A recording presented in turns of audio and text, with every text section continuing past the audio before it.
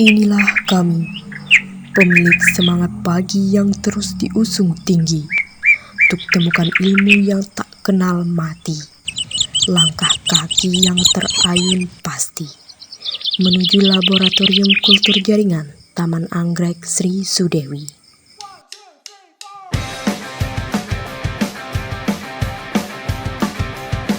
Jadi kan kultur jaringan itu yaitu metode perbanyakan tanaman, di mana jaringan tanaman itu diambil, dikumpulkan pada media yang sesuai, dalam kondisi yang steril akan mendapatkan tanaman yang sempurna dalam jumlah yang banyak. Itu kan inti kultur jaringan. Jadi intinya kultur jaringan itu kita ambil kultur jaringan. Jadi diambil dari jaringan, kemudian jaringan dikumpulkan pada media yang cocok. Yang kedua media yang cocok. Ketiga pada kondisi yang steril, Apa itu jaringan yang diambil? Kalau jaringan yang diambil pada dasarnya semua tanaman kecuali biji kan generatif. Jadi kultur jaringan ini perbanyakan tanaman secara vegetatif. Tapi jaringannya yang diambil. Kalau kita misalnya mencangkok, ovulasi, itu vegetatif juga kan. Tapi kan ada bagian-bagian tanaman yang kita gunakan sebagai perbanyakan tanamannya. Nah kalau di kultur jaringan, bagian tanamannya jaringannya yang kita ambil untuk perbanyakan. Jadi bisa dari mata tunas, bisa dari daun, bisa dari tangkai bunga, bisa dari batang. Jaringan-jaringan vegetatif yang masih aktif itu sebagai sumber perbanyakan kultur jaringan. Jadi intinya kultur jaringan itu kita ambil namanya kultur jaringan. Jadi diambil dari jaringan, kemudian jaringan dikumpulkan pada media yang cocok. Yang kedua media yang cocok. Yang ketiga pada kondisi yang steril. Apa itu jaringan yang diambil? Kalau jaringan yang diambil pada dasarnya semua tanaman kecuali biji kan generatif. Jadi kultur jaringan ini perbanyakan tanaman secara vegetatif. Tapi jaringannya yang diambil. Kalau kita misalnya mencangkok, ovulasi, itu vegetatif juga kan. Tapi kan ada bagian-bagian tanaman yang kita gunakan sebagai perbanyakan tanamannya.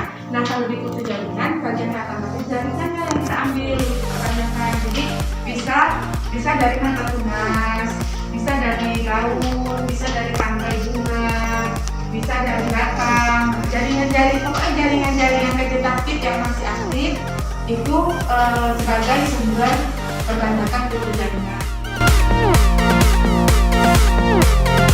Jadi ini awal proses kultur jaringan itu dilakukan. Kami di sini menggunakan mata tunas. Jadi mata tunas, ini contohnya mata tunas seperti ini nih. Jadi pernah kan lihat tanaman anggrek kan?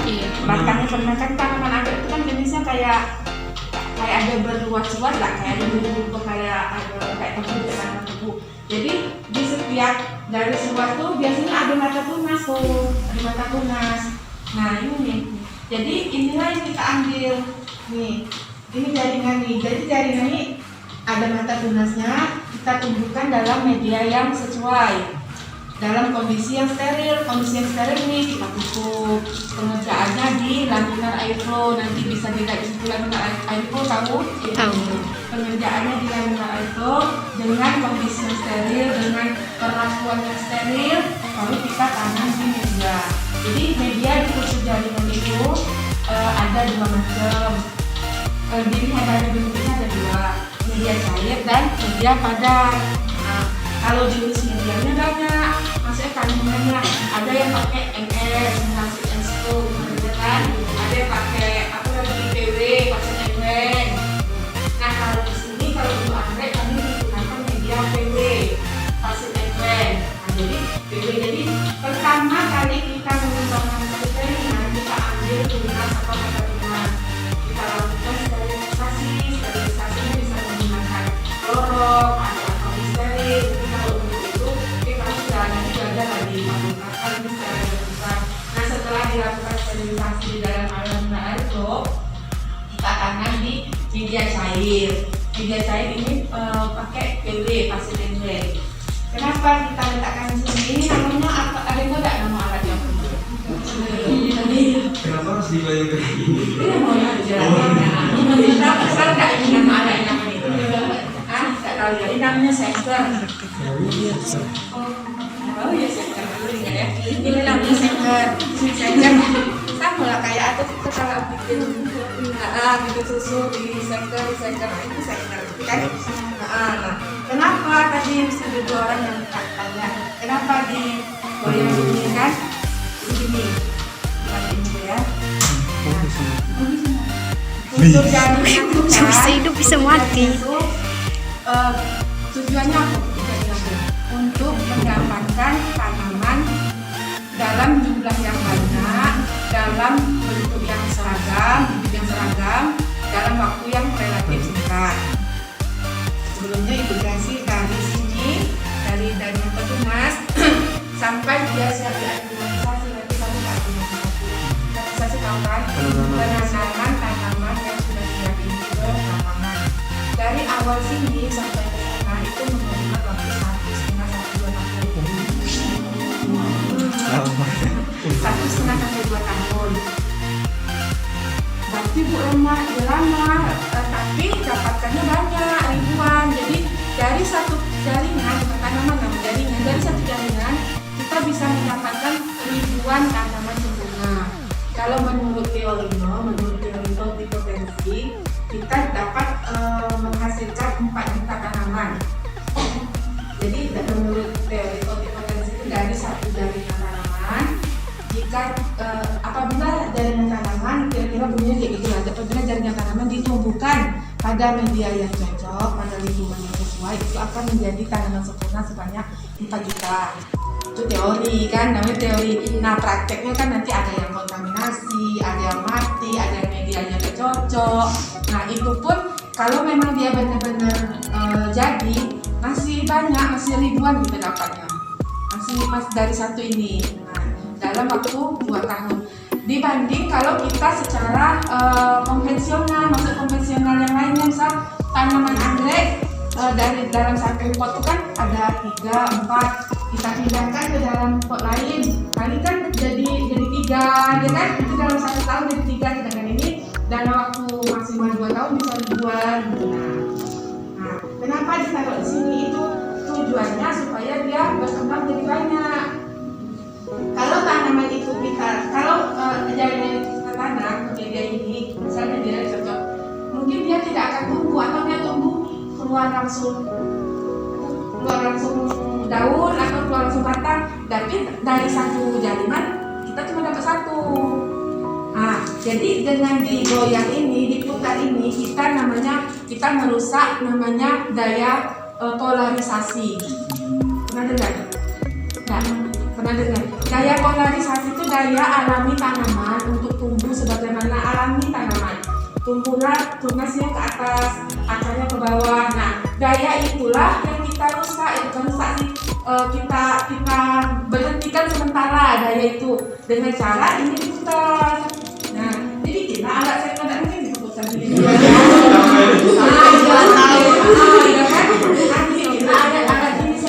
Dengan dia berputar, daya polarisasinya diberhentikan dulu, tumbuhlah yang namanya kalus. Ini mohon maaf, ini yang bentuk kalusnya lagi tidak ada gitu. Nah, jadi ini sudah akhir tahun, mungkin kalian lihat di sini tinggal sisa-sisa. Karena kami pun kaget kan, 1 tahunnya tuh kalau tahun ini 10.000, jadi sudah banyak yang ditanam ke ini, ke lapangan.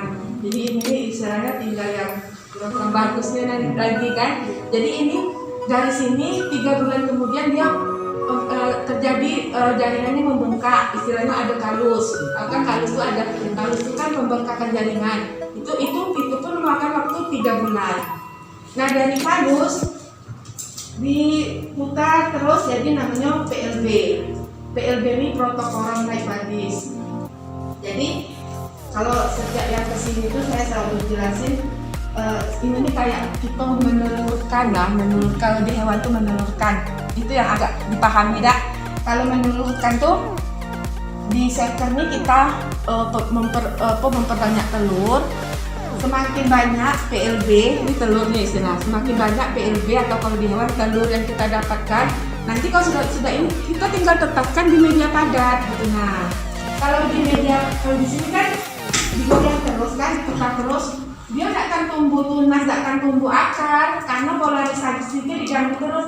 Dia mau sebanyak apa dia PLB terus. Tapi kan itu di satu sisi keuntungan kita, semakin banyak PLB, semakin banyak bakal tanaman sempurna yang kita dapat.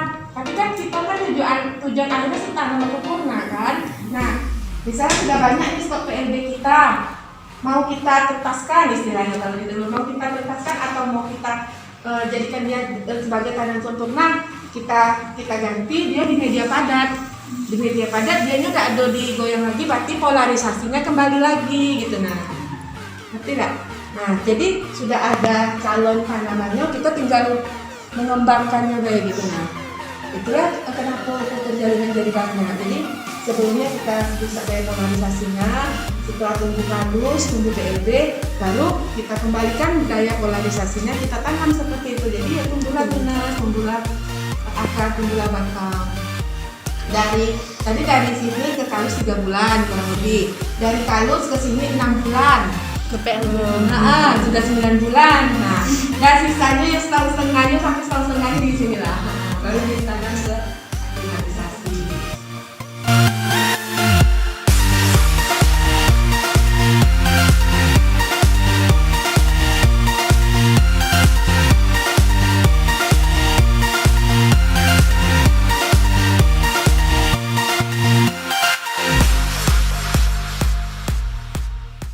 Atau enggak untuk sterilisasi alat, sterilisasi media di sini. Kalau lama sterilisasi kurang lebih 1 jam. Biasa dia kalau sudah itu bunyi suntitek.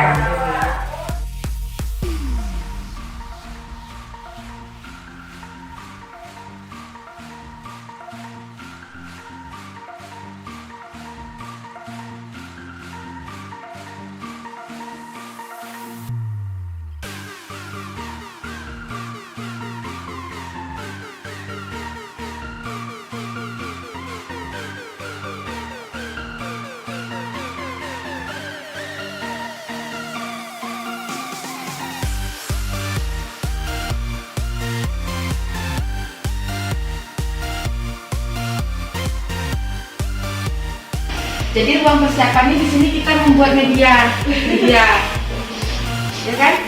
Membuat persiapan media. Di sana yuk, itulah nih bahan kimia, bahan kimianya. Nah ini yang kita pakai nih pasir NWR. Nah ini biasa untuk pisang kalau MS nih, atau untuk kentang SS. Nah nanti itu harus ada lemari es, karena kita menyimpan larutan stok. Stok beda lagi ceritanya kalau mau ke sini nih kita secara garis. Jadi larutan stok tuh tidak boleh disimpan di suhu ruangan, harus ditukar. Larutan stok tuh bahan kimia ini yang sudah kita bikin. Tahu kan larutan stok, isi larutan stok tahu kan, supaya memudahkan pekerjaan kita. Jadi kita kan butuh ini berapa, tidak setiap buat media kita timbang. Jadi kita bikin larutan stok untuk berapa liter. Nah, bukalah kulkas tuh. Allahu Akbar. Buka kulkas yang bawah tuh. Buka. Nah, itu ada larutan stok tuh. Iya. Jadi setiap bikin media nanti kita tinggal buang-buang deh. Nggak mulai dari awal. Jadi bahan kimia juga udah tutup.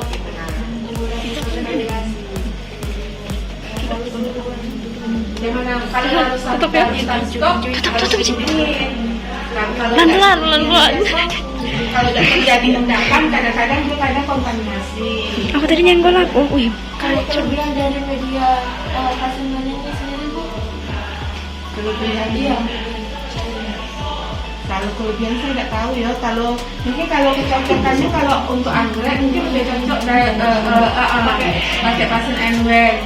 Kalau kelebihan kan mungkin setiap media tergantung apa namanya? Tergantung media yang tergantung tanaman itu, gitu bahasanya. Kalau kelebihannya itu, kalau cocoknya kalau anggrek cocoknya dengan vaksin NWR gitu kan. Di sini pernah dilakukan ini nggak Bu? Misalnya penambahan media kayak air kelapa. Iya pakai. Jadi media kami ini selain vaksin NWR, kami pakai air kelapa. Air kelapa 150 cc per liter itu air kelapa muda. Terus kita pakai fish emulsion, minyak ikan. Minyak ikan ini biasanya 1 liter nih kami pakai setengah tutup ini. Nah, bebas sih. Kalau untuk kita coba-coba pakai ekstrak kentang bisa, pakai pisang raja bisa. Yang pisang raja tuh di blender, tomat di blender bisa, nutrisi alami bisa. Kalau sudah dilabokin nanti kamu bisa berkreasi sendiri lah. Tapi istilahnya itu bahan tambahan. Kalau bahan wajibnya ini gitu. Nah, kalau air kelapa itu kan di air kelapa itu kan ada zat pengatur tumbuh alami kan, yang bisa merangsang pertumbuhan sel-selnya. Itu pakai tuh buka air kelapa tuh. Buka yang atas. Jadi dogan muda tuh tarik. Tuh, kan kelapa dikumpulin. 100 itu 3 air kelapa setiap 2 liter kami pakai bungkus. Itu tadi. Pakai sebelum Udah. atau langsung ini buku langsung nggak apa-apa. Nanti kan dicampur dengan air yang pembuatan lain kan dia cair sendiri. Menjelang selesai kita buang-buang itu sudah cair sendiri. Walaupun masih dingin nggak apa-apa. Ini nggak mempengaruhi. Nggak. Kalau yang media padat itu kita tambahkan, ya kan?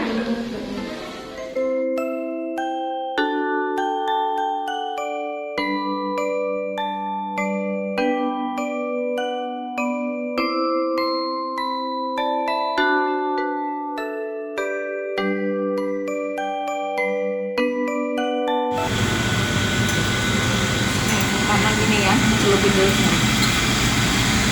sama alkohol.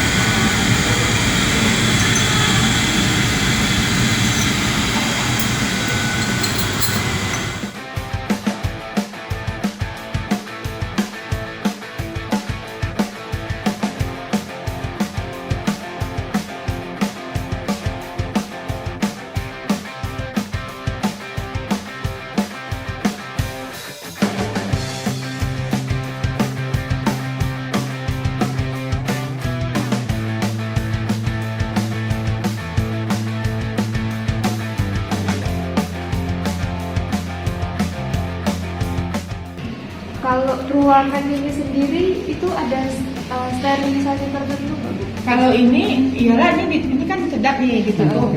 Itu sebenarnya kan ini karena untuk pengetahuan. Sebenarnya apa namanya, intensitas pengunjung itu mempengaruhi gitu, nah kan mempengaruhi kan kita nggak tahu ke bawah.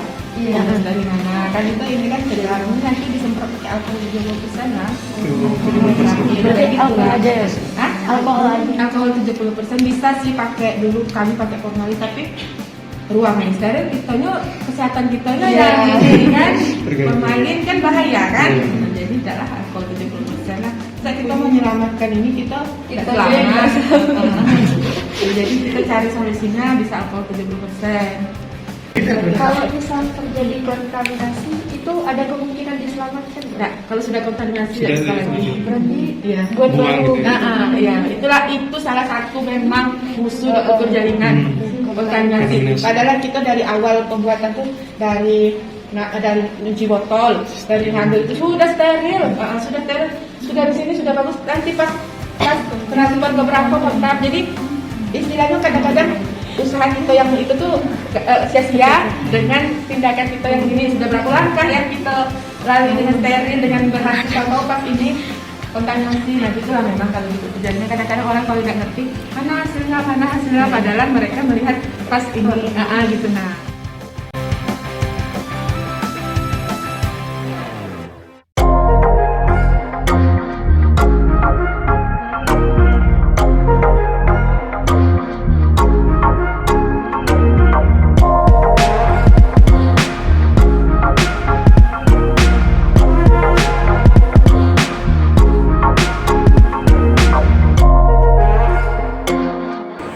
udah dari labor ya, dari labor udah tahu tuh botolannya apa-apanya ya. Nah, ada botolan yang dari dalam labor tadi itu yang siap untuk diaklimatisasikan, nanti dibawa ke sini. kebetulan hari ini saya nggak ngeluarin botol, jadi nggak bisa kasih contoh. Pada prinsipnya itu botolan yang siap untuk diaklimatisasi itu yang memiliki ciri-ciri tumbuhan yang sempurna, ada akarnya, batangnya, daunnya, itu baru siap untuk diaklimatisasi. Tapi kalau dia masih berbentuk bleb, tadi udah lihat bleb kan di sana, itu nggak bisa diaklimatisasi. Dia harus ada kayak tumbuhan yang sempurna. Nah, kalau untuk prosesnya itu di sini kita medianya pakis bukan yang tadi yang Gawiscon itu dari ya. Itu pakisnya itu dicincang halus-halus kayak gitu, halus kayak gitu kan. Nah, itu pakisnya itu sebelum kita pakai itu dicuci dulu, dicuci bersih-bersih, dan itu direndam dengan larutan fungisida selama 24 jam. Oh ya, kalau untuk teorinya semuanya udah dapat lah ya di sana ya. Aklimatisasi apa, tujuannya apa ya. Bu, langsung prakteknya aja ya. Direndam selama 24 jam. Jadi kalau kita mau mengeluarkan botolan, hari ini kita mau mengeluarkan botolan nggak bisa. Karena harus proses 1 hari dulu. Kita harus ngerendam pakisnya dulu. Nah, jadi kalau hari ini kita ngerendam pakis, besok baru kita bisa ngeluarin botolan. Jadi kalau botolan itu dikeluarkannya, kita masukkan air sedikit di dalam botol, terus kita ya dengan sedikit perasaan lah gitu ya, agar akarnya mudah terlepas dari larutan IJPT-nya dan di labor itu. Tariklah pakai pinset pelan-pelan. Nah, udah itu kita cuci bersih-bersih, hilangkan noda-noda agar, kalau ada bleb kita buang, kalau ada yang kuning kita buang, cuci bersih, direndam lagi dengan larutan fungisida sebentar aja. Tujuannya itu kalau mana tahu nanti pas kita cuci bersih, kita tarik itu ada yang terluka gitu kan, ada yang tiang luka lah gitu kan ya. Tersakiti, ada yang salah satu planet yang tersakiti gitu. Nah, jadi kita kasih fungisida biar dia terobati. Terus kita tanam seperti ini. Kita tanam planet yang tadi tuh di satu pot. Sini, kasihan. Namanya kompot, commodity pot. Nah, planet tadi yang di dalam botolan di labor tadi kita sudah proses aklimatisasinya, kita tanam jadi begini. Nah, ini tinggal kita perawatan budidayanya. Ya, perawatannya susah ini. Kalau sudah dalam kompot ini susah sekali. Saya ada pernah ditanya sama anak SMK, Bu, apa yang tersulit di aklimatisasi? Perawatan, saya bilang. Nah, kalau pengeluaran apa itu kan udah keluar udah gitu kan. Merawat ini yang susah. Kebanyakan air dia busuk, enggak kita siram dia kering. Jadi agak-agak repot ini. Terus belum lagi musuh alaminya. Kayak tupai, tikus. Ini suka banget dengan ini. Ini terus diginiin. Iya, suka banget dia dengan ini ya, kayak lalapan lah buat mereka ini. Karena daun-daun muda ya. Itu yang laki-laki tuh suka tuh daun-daun muda. Sama ini daun muda ini. Jadi nanti ini budidayanya sama aja dengan tanaman lain. Penyiramannya sehari 2 kali. Kalau hari panas-panas gini nih kita siramlah 2 kali. Tapi kalau hari hujan ya lihat kondisi lah ya. Kalau untuk pemupukannya, kalau saya seminggu 2 kali. Nah, di sini saya pakai pupuk sensi, jim hantu, terus atonit, macam-macam lah, banyak lah pupuk-pupuknya lain kan. Kalau untuk pengendalian itu lihat keadaan. Apa misalnya ini nih kayak musim hujan ini kita rentan busuk gini kan, kasih bakterisida gitu. Atau kalau ada keong kita kasih keong tok. Itulah kalau soal pengendalian kita lihatlah apa yang menyerangnya saat itu. disesuaikan dengan keadaan kompotnya. Nah, sampai situ kita lanjut ya, nanti bertanyanya sekalian. Setelah 5 atau 6 bulan di dalam kompot ini kita individuin kayak yang sedang saya kerjain tadi tuh. Ya, kita individuin, kita tanam satu-satu. Kirain itu dulu baru ini. Enggak, ini dulu prosesnya. Kayak seperti ini. Ini udah bisa kita individuin. Kita individuin satu-satu. Tanam satu-satu, individu pot namanya. Ya, umur kompot ini sekitar 5 atau 6 bulan lah. Tapi tergantung. Kadang-kadang 7 bulan dia baru mau gede. Kadang 7 bulan gak gede-gede. Tergantung lah ini nih, ya kan? Sama lah dengan kita ya. Nanti di individu pot kayak gitu tuh ya itu sudah mulai gampang perawatannya. Udah kayak inilah, udah kita bisa kasih medianya, udah kita kasih arang, separuh arang, separuh pakis. Kalau ini kan nggak bisa nih pakai arang, pakis aja. Nanti kalau sudah kayak gitu, udah individu pot, udah agak gede-gede gitu, kita taruh di pot yang agak gede. Tuh yang kayak di sana dulu, di sana tuh. Nah, itu udah remaja.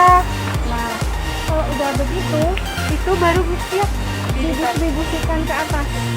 Karena dia udah sedikit, udah kuat untuk diterpa hujan, diterpa panas, gitu kan? Diterpa badai kehidupan dia sudah gak kuat. Kalau kayak gini dia nggak kuat, apalagi yang kayak gitu aja dia belum kuat, apalagi yang ginian. Nah, jadi kalau kayak gitu Mentalnya udah aman. Kena air aja dia udah mati kalau kerjaan. Kalau yang ini sama yang itu agak-agak melo dia. Kalau yang di sana tuh udah strong dia. Gitu. Nah, sampai batas itu udah siap didistribusikan di atas. Di atas ya, tergantung di atas lagi gimana. Nah, proses aklimatisasinya selesai sampai di sini.